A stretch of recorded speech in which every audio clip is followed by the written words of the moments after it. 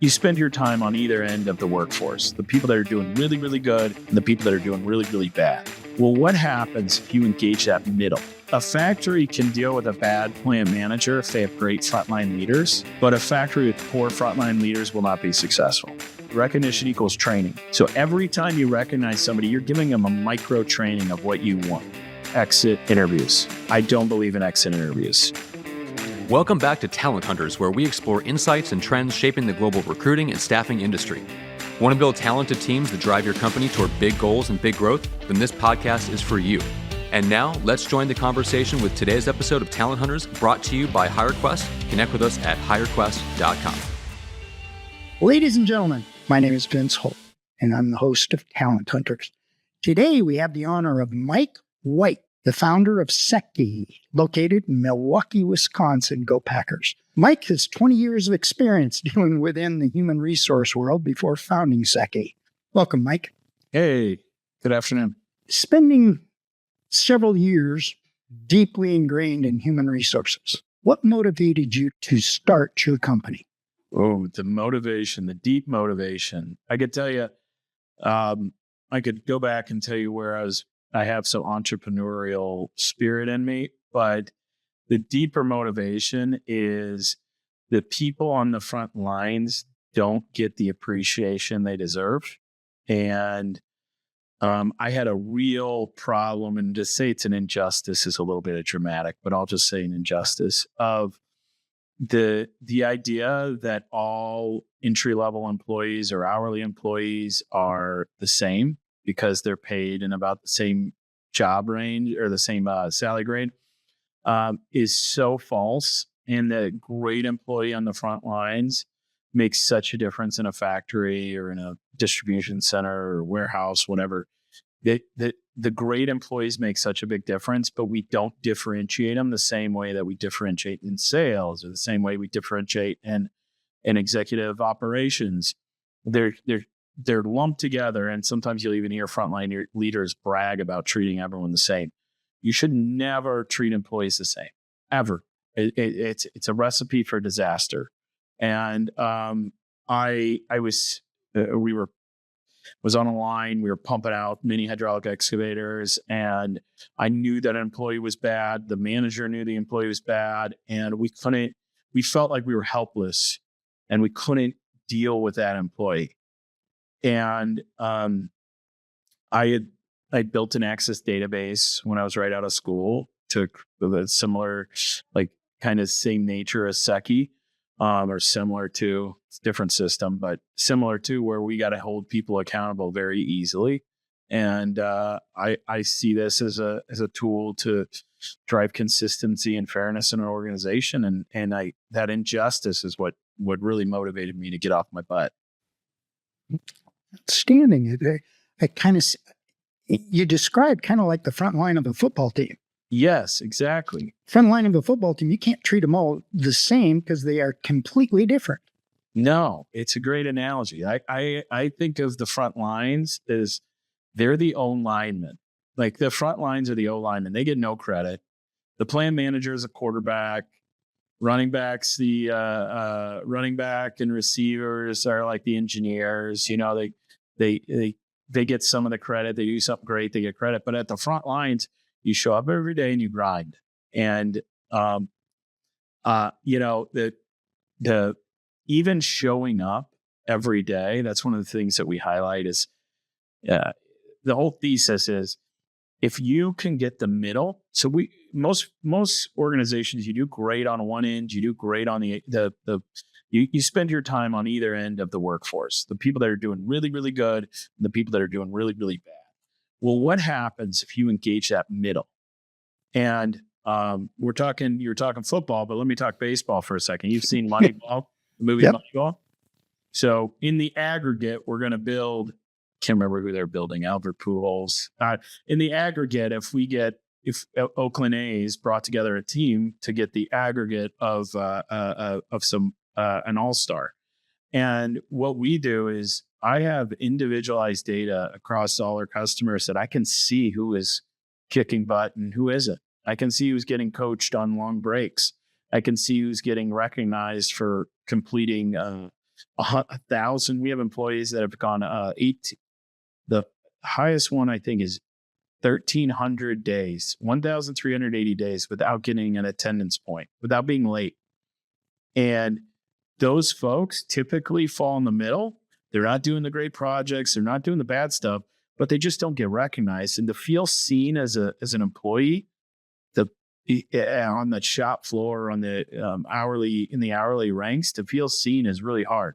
It's like linemen. You can name a handful of them. But I bet you if we could probably go back and forth for an hour on running backs and receivers. Yeah. So, well, let's use a piece of your terminology about getting clarity to the workforce performance. mm-hmm. Can you walk us through what clarity looks like in your dig on the frontline manufacturing managers, or, in your point, addressing the person working the front line? Yeah. So the frontline, I've run into this a bunch of times, is a factory can deal with a bad plant manager if they have great frontline leaders, but a factory with poor frontline leaders will not be successful. And they're the key to the performance at any factory I've been in. And so what we do is, the problem we kind of solve is, you promote, in almost every organization, we promote the best operator. And this happens in sales too. You promote the best salesperson to be sales manager, but they're not the best manager. And so we promote the best operator to be the frontline leader. They walk into the role, they're overwhelmed, distracted. They're just putting out fires left and right. And they're expected to build strong relationships with their team, recognizing performance, coaching individuals, driving accountability. And they just don't have the tools to do it. They don't have the tools, and they're not given the training. Sometimes you might send them online for training. What Seki does is we give that clarity of, like, what's the next step for the leader? Okay, I've coached you. How do I even coach you? Well, I went and talked to him. Great, you went to talk to him, but then you went and talked to him, but you didn't document it right. Okay, so that doesn't even count. Okay, I went to recognize this employee, and they didn't. I recognize people all the time. Why don't they remember it? Oh, it's because the process and system is so haphazard that you need those step-by-step guidance or the right tool to get recognition and clarity for that frontline leader. On the flip side, for the employee, you walk into a role and you don't know what your manager wants. He's managing 30 people. You were told to run this machine. You don't know if you're doing a good or bad job. I guess I'm doing a good job. He's not on me. He's not chewing me out. So I guess I'm doing a good job. So one of the things of our system is we really encourage recognition. And the piece of the recognition is, we want to do face-to-face, but I want to do all those recognitions I forgot at the end of the day. And so we text. I'm getting into features, which is boring, but we send a text message to employees. We help send the text message and document the good stuff people do. And every single recognition, I say recognition equals training. So every time you recognize somebody, you're giving them a micro training of what you want. So think about this with your kids. It's called operant behavioral conditioning. This is where our special IP is. We do operant behavioral conditioning, and you do something good, you get a text. Ooh, I like doing that. The employee doesn't have to download an app. There's no app for the employee. Oh, I like that. Hey, great job. I walked by your station after you left and it was clean. Boom, they get a text message. All right, they get another one. Hey, great job on your 5S cleaning up and sort and shine. Boom. They go, oh, my boss likes it when things are clean. So the clarity, thanks. You didn't tee me up for this. We did not do practice questions. One of my favorite quotes is, leadership is the constant pursuit of clarity. And to be a great leader as a frontline employee, as a frontline leader, is creating clarity day in and day out. None of this, oh, I trained him and signed off. It's every day you're reinforcing behavior after behavior after behavior. And the beauty of what our system does is we give the clarity to the executives to go, oh, I didn't even know Vince was on. Who's this Vince guy? He keeps getting recognized for cleaning his station really well. What is that about? Now, as an executive, I can walk on the shop floor and go, "Hey, Vince, I heard you're good at 5Sing." So that the whole transparency from the top floor to the shop floor, backed by the clarity of the leader constantly reinforcing the behaviors they want, it's unparalleled. There's not anybody else doing it. So what's interesting in this is you use the word clarity, but the clarity of communication is the value that you're bringing here, as I'm grasping it. Is that correct? Yes. Clarity of communication and process for the leadership. Because I've run into this hundreds of times, is you have somebody on your team that's a pain in your butt. Hey, you go, are they that big a pain? Because I know I'm going to have to go through this whole process with HR. But what we do is when you start logging and documenting, and we have special visualizations that make problems employees. We're an extension of visual factory management, if you ever heard that term. But you can look at an employee in our system and you immediately know how they perform. I get to see recognition, coaching, discipline, and attendance. And those are the core of any hourly frontline job.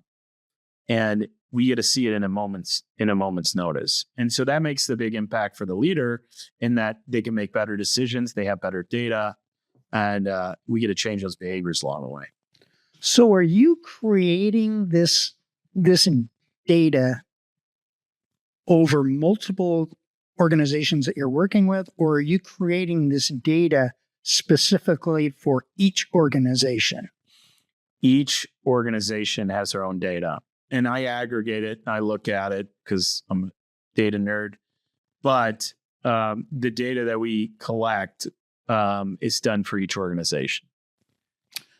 So what do you feel are the 3 top reasons that frontline manufacturing people leave for? Top 3 reasons. Ooh, good question. One is, let me just start with exit interviews. I don't believe in exit interviews. I mean, you can do them. They're an exercise. I've never seen anything. No one's going to, very rarely do people tell you the full truth. I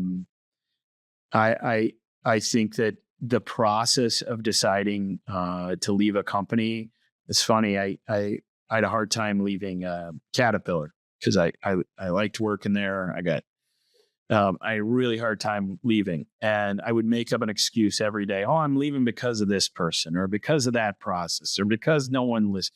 Every day I made up. I didn't even know why. I knew I needed to change, but I couldn't even pen it down. So I think it's interesting, like when you try to diagnose that, sometimes you just know that this is time for a change, and you're making the feeling. Why people leave hourly jobs? Number one is their boss is bad. And what I mean by bad is immature, holds grudges, doesn't understand leadership. I think that's probably the number one reason. Number 2 reason is relationships. And we all know people don't leave jobs, they leave leaders. And to get discretionary effort, you need to have relationships. And when you ask yourself, why would you leave a role? Let's say I'm at a big company, I got great benefits. Why would you leave a role? Well, if a leader is leading 30 people, you know how hard it is to build a relationship with 30 people? And Dunham's Law says you can build 150 close relationships. And I'm in Milwaukee, Wisconsin, which is a big Catholic community. And I joke, like, the cousins take up 175 of that 150. Because right away, the big families, suck up your memory. So keeping track of a team of 30, 40 people is very tough. If it's a good company, that's there. And then lastly is there's a scheduling issue. Every union campaign in the hourly workforce, every poor employment survey that I've ever been a part of is related to mandatory overtime. So even if you have a great boss, it doesn't matter. And notice I didn't say money there, by the way. You just got to pay close. Because if you treat your people well and they have a relationship with their supervisor, they don't, the money is you can make up for it in overtime. And I always caution people, if they're paying a lot, there's a reason they're paying a lot. That's great feedback. Great feedback. Let's flip it just a little bit, because clearly you're talking about the people that are, and that's where we've channeled this, the people that are there now. And one of the magic keys, and I'm sure you work with the leaders on this, is hiring people. Yep. So what are just three, because I'm sure you've got a laundry list. Yeah. What would you say were the three top pieces of advice you would give somebody in hiring an individual? The number one. So I started up a plant in Athens, Georgia for Caterpillar, actually. And it got up to 1,800 people. So I did a lot of interviewing, and I'm talking specifically at the Frontline, but this is everywhere.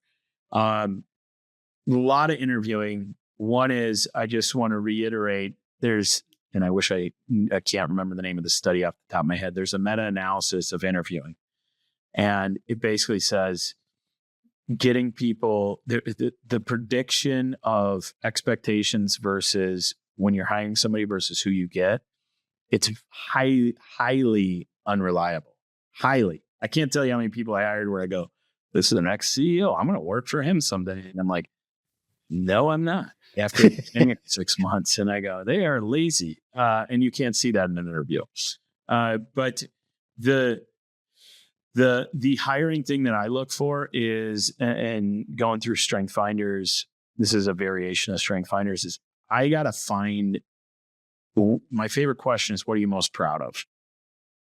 Because if I know what you're proud of, you can feel it, you can see it. Personally, at that startup, Sean and Raleigh, two recruiters that I work with, the thing that I'm most proud of probably in my career is getting at-risk kids hired on the shop floor. These are second generation welfare families that just don't even know what work looks like, doesn't know what a paycheck, like paychecks were formed to the parents. We got a guy named Dr. Lanou, the administrator, superintendent of the schools, and I worked together to get folks into the plant to learn how to work. And when I saw the power of work, like that changed. That's what I'm most proud of. And so if you can pull out of me what I'm proud of, and then make sure it matches prior to the meeting, not in the meeting, make sure it matches what they're going to do in their job. For example, you're interviewing a frontline employee about, hey, what are you most proud of? And they tell you a story about doing something safe, or saving somebody's life, or, calling out an issue that was hard to call out, or maybe you ask about, I'm remembering a couple interviews with welders. Every welder thinks they're the best welder, by the way. It's just how welders are built. They're all artists. They're all individualized. And you ask them, okay, tell me about one of the projects you're most proud of. And they explain the project in enormous detail. Okay, if I can fit that proud part into the job, it's going to be a great fit. So that was a long answer for just one. The other thing I look for, and it's very, very simple, is schedule and commute. And I learned the hard way on that is people go, I can drive an hour and a half. No, you can't. Don't waste your time. Like, it's a low hanging fruit of like, hey, it's fine. But I want your schedule to work for you and your family. I don't want to have to deal with that. And we're inflexible in manufacturing, pretty inflexible. And then probably the last piece is finding the individual that I know is going to make a difference based off of behavior-based. I love behavior-based questions, but finding the individual that is push back on an issue in the appropriate way. So not, I told that boss, blah, blah, blah, to go, put it in a pipe and smoke it. That is different than, hey, I kept having this issue and I thought of this idea, but I didn't know how to get it done. But I talked to this person. The resourcefulness is probably my number 3, because nothing's worse than it's not my job on a production floor, because it is your job. It's everybody's job. Even Absolutely. Absolutely. The one thing you didn't mention that I've learned as a recruiter is the major part of decisions that are made out there are based on chemistry. You touched on it at the beginning. Yep. Okay. But the reality of it is where I've struggled is managers today get a job description of wants. And as a rule, most of them channel that down to human resources or wherever to go find them the solution. And what you're describing is taking the job description, that's a great benchmark, but that's not who you're going to hire. Because in my almost 40 years of recruiting, I've seen more people hired with 50% and sometimes less of a job description qualification and more on what you described in very intricate detail, but chemistry. Yep. Because if this person wants what I need and I can satisfy what they need, we got a marriage. If I've got to teach them ABC, we got a marriage. Is that your method? Yes. The marriage, you're saying chemistry, and I'm saying strengths, but I think it's they're very close. We just need skills. Everything can be taught. Even rocket science. I'm saying that as a non-scientific guy, but like it can almost all be taught. And granted, it might take a little longer, but if you have somebody that makes life enjoyable versus somebody that doesn't, you just know it. And there's a study out there. It's out of the University of Washington. It's about bad apples, like how bad efficiency a bad apple can affect you. And it's they used the quote, or they've found that it was a 40% drop in output when a bad apple's on a team.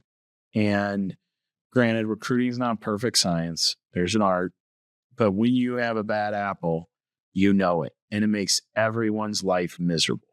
And our software helps hold people accountable. But on the recruiting side is that strength in chemistry. I would say, too, I am a believer that most people are not living, everyone's a hero in their own mind. And they're not living this world of trying to go through and wreck people's lives. But when they're miserable in their role because it doesn't fit them, they're going to make other people miserable just by proximity. And so I completely agree on your chemistry take. Let's look into the future just a little bit, because you've spent your whole life in the manufacturing world. Your mission, as I understand it, is you want to be able to help the frontline people, frontline leaders and the frontline people with their jobs moving forward. Yeah. What do you feel? Now, this is an opportunity for you to really expound a little bit. In the next 3 to 5 years, Sure. What do you feel as a whole? Now, we're talking generalistic here, but what do you feel needs to be addressed in the manufacturing world over the next 3 to 5 years to solidify what your mission is? Yeah. So my big, hairy, audacious goal is I want to change the production index of the United States. And I did back in napkin math to figure this out, but when we implement with customers, we've seen upwards of 15% increase in output. We've seen quality go up. We've seen retention. We have a customer that dropped their turnover 71% on the front lines. And that's an insane. They were losing 219 people a year in 2022. They're projected to lose 65 this year. And most of those people are going to come back. They're just going home to Mexico or India, like for a month, immigrant population going home. They'll be eligible for rehire. So what I think has to change, and what I see the biggest differentiator, is the number one cost of every manufacturer is material. The number two cost of every manufacturer is labor. And right now, CFOs look at labor, COOs look at labor as just, there's only one lever to pull, and that lever is layoff. Sometimes you can do automation, but the real lever is layoff to make a difference. I know, because I worked in factories, that there are employees that are 10x employees on the factory floor that get zero credit. And to differentiate your bad employees and your good employees is hard when you don't have data. And so I think as the data continues to get better across, not just with Secchi, but across all organizations, you're going to see more and more the importance on the individual. And our in the next 5 to 7 years, we will have a baseball card. So we talked with sports.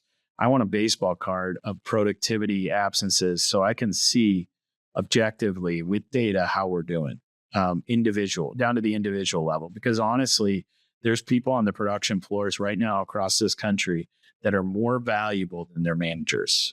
And it's hard to understand that. But I'm thinking back to a factory in Georgia, different factory, installation company I worked for. We had a guy that saved everyone's job. The melter was going to mess up.